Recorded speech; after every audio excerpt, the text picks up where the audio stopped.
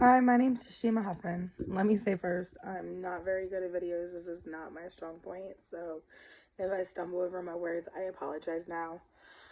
On the Down to Earth video this week, I learned a lot, not only about how the climate and the atmosphere around us is changing and how we as humans affect the geological relationship on this by recycling. We can do good things, but more likely we are doing harm to the planet with the buildings and the carbon dioxide and everything else.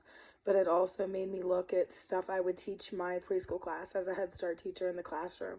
Stuff I would implement more in my classroom, maybe like environmental safety learnings, and push the fact of recycling, and maybe put more environmental posters up in my classroom and stuff around my kids.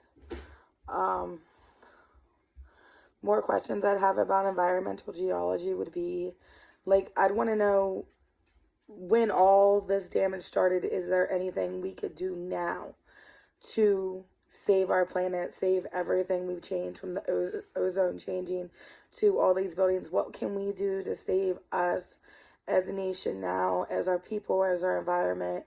What other changes can we impact that will not destroy us as we continue to learn and advance technology?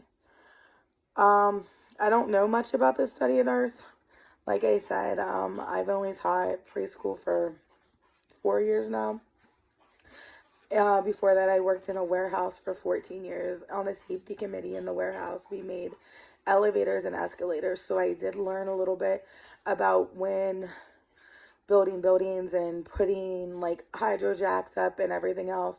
We tried to use as many of the economical oils and hydraulic jacks and everything else we could to save the system and the economy as we built, because anybody that knows, when you build machinery, they put stuff into our ozone and our atmosphere that is a very dangerous chemical. I also learned that within 100 years we could over double our population in the world, and this is going to take a lot away of our natural resources and everything else. And the pollution and the energy around us is actually killing us and all of our natural resources sooner. That our natural resources are not having the opportunity to build from around us, and they're not having a chance to build up because we're using them faster than they have a chance to produce. I also learned in the case study on the how to do the growth population with using the rate and the rule of 70.